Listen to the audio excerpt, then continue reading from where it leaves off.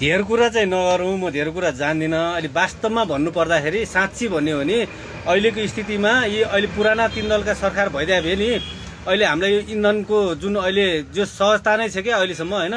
अब जे जस्तो भए पनि हामीले पेट्रोल पम्पमा गएर पेट्रोल हाल्न पाछौँ, ग्यास पनि आधी सिलिन्डर भए पनि भन्ने बेलामा किनेर हामीले उपभोग गर्न पाथ्यौँ।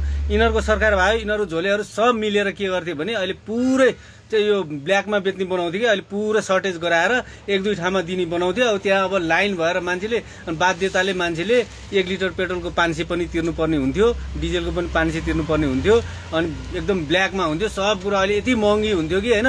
अनि ग्यास पनि यस्तो हुन्थ्यो कि एक सिलिन्डरको 4000 5000 6000सम्म तिर्नुपर्ने अवस्था हुन्थ्यो कि झोलेहरूको सरकार भावे अहिले होइन। यिनीहरू मिलेर यिनीहरूले चाहिँ आफ्नो सेटिङ मिलाएर अहिले यिनीहरूको एकदम कमाइ गर्ने, एकदम मस्त कमाइ गर्ने बेला हुन्थ्यो होइन। अहिले यही गर्न पाएको छैनन् क्या।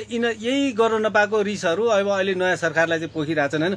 धन्न नयाँ सरकारले चाहिँ त्यस्तो केही काम गरेको छैन। अहिले कहीँ बिचौलियाहरू कहीँ इन्भल्भ हुन पाएको छैन जुनसुकै ठाउँमा पनि होइन।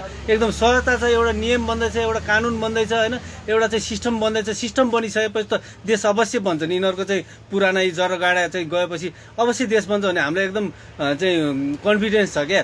अब यी अहिले चिलाउँछन् 2-4 जना, यी झोले भरौटेहरूलाई यिनीहरू खाना नपाएको एकछिन चिलाउने हुन्, केही फरक पर्दैन। सरकार काम गरिरह, काग कराउँदै गर्छ, पिनास सुक्दै गर्छ। जय होस्।